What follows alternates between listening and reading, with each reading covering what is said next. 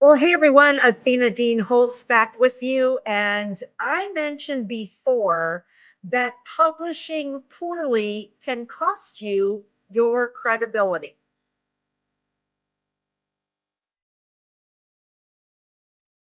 Here's the deal. Even someone with zero name recognition can gain a spot in the bestseller list if they upload a book that rivals that of a traditionally published product. And it is possible if they navigate the industry with know how, not blindly like so many people do. So, here are the top 5 essentials that you need to gain credibility.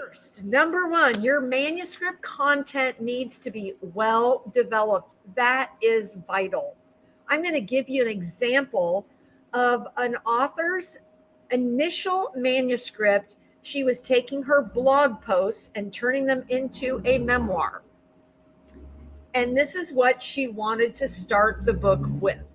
Then I'm going to read to you what we ended up with after coaching her through rewriting all of those blog posts, all of those chapters in this memoir.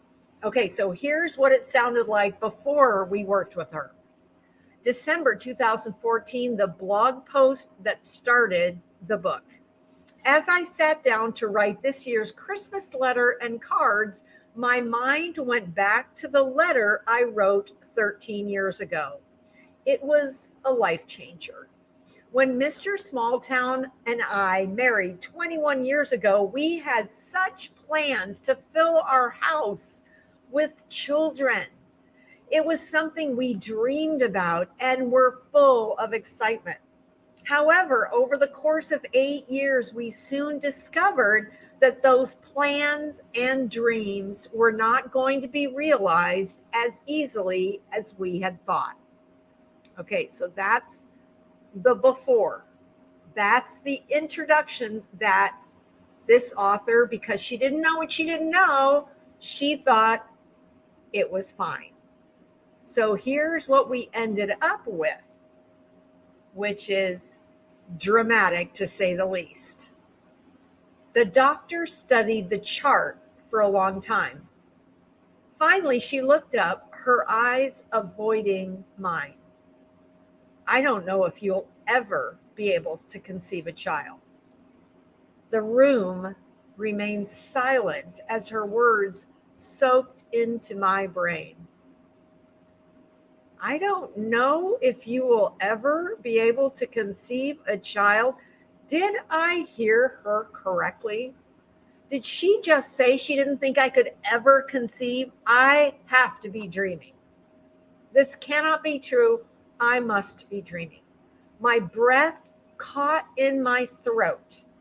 A bitter coldness like icy dread chilled me from the inside, and I began to tremble. My chest heaved, taking in deep breaths of air as I tried to keep the tears welling up in my eyes from falling down my face. I desperately fought off the shock of her words, and I tried to remain present in the moment. Now, if that is not a dramatic difference, I'm telling you, that was a cliffhanger. You want to turn that page and read the next one. And that's what you want. Okay, number 2, essential to keep from losing your credibility. Make sure you get editing and proofreading. Even USA Today best-selling authors know the importance of quality editing and proofing. And let me just tell you, you cannot proofread your own book or your own manuscript because your brain sees what you meant to type, not what is actually on the page. And I'm going to give you a great example of that. A number of years ago, we published a book that went through multiple eyes, multiple people. The author signed off on it. We signed off on it. Everybody signed off on it. And that book was called Worldly Amusements. You're seeing the cover here right now. And the L before the Y was missing. But because the D, the LD, worldly, because the LD was there, it was like everybody's brain saw the L before the Y, even though it wasn't there. So that author actually had to reprint 5,000 copies and give away the original 5,000 with a little tag on it that said, printer error, giveaway books not for resale. But no one caught it. Nobody. And multiple people signed off on it. So that's just to show you the power of what your brain will do when it looks at something. It can see it completely differently than it really is. Okay, number 3, your layout and your interior design should match the cover and be more than just text. So I want to show you a couple of examples. Many years ago, I went to one of our competitors and I just picked a book out of their bookstore and ordered it. And this is what it looked like. Ignoring the Great Commission by Brother Fred Smith. And then I opened it up and was absolutely shocked to see the entire book in all capital letters. So Brother Fred typed that entire manuscript with the cap lock on and turned it in to that publisher. And that publisher didn't think a thing about it and printed it just like that. The other thing they did is they used, if you'll notice, inch marks around Ignoring the Great Commission instead of quote marks. Quote marks are curly, inch marks are straight.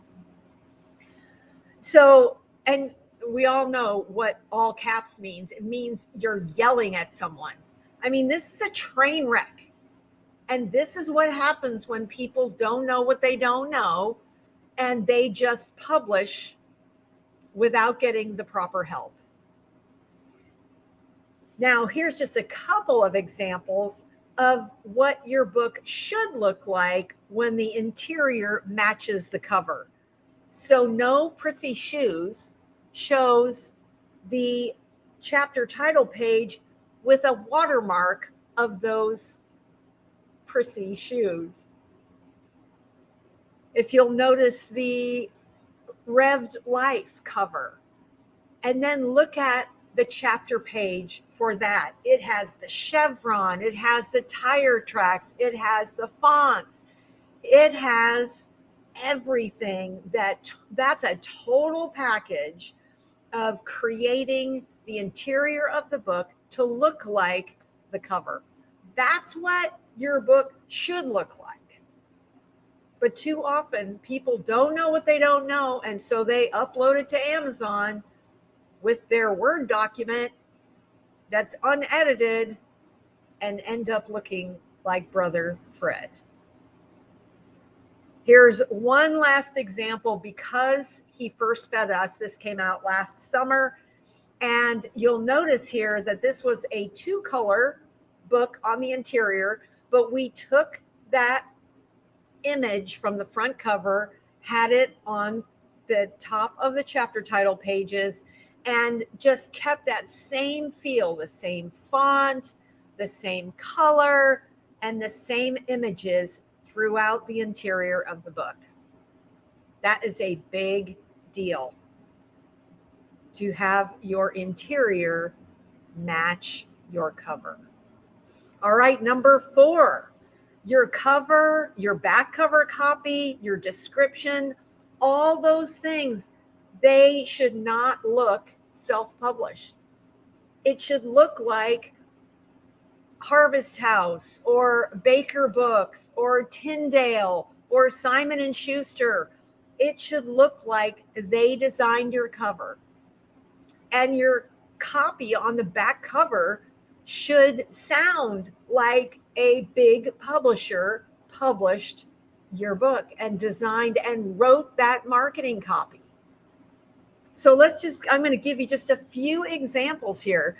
Built to Break, the author was trying to show that idea of how the Japanese pour gold into breaks and it makes the bowl or the pottery more valuable. Well, she actually had someone design this cover for her, and we had to say, no, that does not look professional. We understood what she was trying to do, but it just did not work. So we ended up giving it a great subtitle, Built to Break, When God Writes Your Story and All Hell Breaks Loose, with a beautiful picture of the author on the cover. Night and day. The next one was Phyllis Mantelli's memoir about being raised by a narcissistic alcoholic mother who went to church at the Catholic Church every Sunday, but absolutely destroyed her life in between Sundays. And the author thought that a picture of a woman with rosary praying, that would be a great cover. And so we had a great conversation and came up with a totally different idea, which ended up being a little girl, forlorn, looking at the beach, at the water on the beach, with a compelling subtitle, Unmothered: Life with a Mom Who Couldn't Love Me. That book jumps off the shelf at people. If I was a customer and had seen the other book, I would have thought, what, is this a Catholic book? Is it about praying the rosary? It just totally gave the wrong impression. The last two are very recent, before and afters. The first one, Fruit of Our Love, showed this is the author who did her own cover and gave it to us like that. And we looked at that and just went, you know what? That looks like you did it yourself. We understood the concept, but it just was not going to represent her well. So we went in, took another image from the interior, a full page image, used that for the cover, and gave it a whole nother look. And it has just been so well received. And, you know, the before really does not give it the credibility it deserves. And the last one I'm going to show you was the author's idea of a woman with a white dress on, with her arms in the air, praising God over the water, with ashes flowing and butterflies. And it was very symbolic. And, you know, while the design is professional, I had to go back to the author and just say, can I recommend that we redesign this? Because it's way too symbolic. If you go look at books on Harvest House or Moody and look at their women's books and scroll through there, you will not see one cover with the dove and the worship and the, you know, or a cross or a rainbow or any of those Christian symbols. You will not see it on those covers. And so the author was just gracious and said, okay, let's see what you're going to do. So we came up with a very classy shift from gray, kind of muted, to full bright, vibrant flower. I mean, just stunning. And the response to her book has been amazing because that cover is compelling. Okay, so now I'm going to give you just a brief example of some back cover copy and a picture of the author on the back before and after. This is what he was going to do if he went straight to Amazon. And the title on the back cover said, and this is just sales copy, it's what it's supposed to be. It's supposed to get someone to want to read your book. When you are down, how do you go about getting up? And then it gives a copy, and it has a picture of the author, which was trimmed down because he had a great big watch, great honking watch that distracted everything. So we actually talked him into getting a new picture taken. And the header on the back cover said, "Ever been down in life? Really down? S. Todd Townsend knows down." And that back cover copy goes on to create a compelling, convincing message that would make you want to buy the book. That's what should be on the back cover. And lastly, the fifth essential for keeping your credibility is to retain the rights. The future of your book is in your hands only if you retain the rights. The rights to, if it gets sold for a film, the rights to the audiobook, the rights to the ebook, the rights to, if you want a hardcover, not just a soft cover. All of those rights need to stay with the author, which does not happen with a traditional publisher. So let me just share a quick story, and then we're going to wrap this video up. A good friend of ours who is multi-published with a very well-known traditional publisher had no idea that her contract included that the publisher kept the rights to the audiobook. And when she wanted to go at her own expense, go into the studio and record the audiobook, they wouldn't let her. That was not the way they did it. And so because she didn't have the rights to the audiobook, she had no say. And she gets all sorts of feedback from people who buy the audiobook and are disappointed that she is not the narrator. So that's just a perfect example of why it's important for your own credibility as an author to retain the rights to your book and all of the different editions that are possible. So I hope these visuals highlighting the 5 essentials give you a clear picture of how important it is to retain credibility by getting the professional guidance that you need.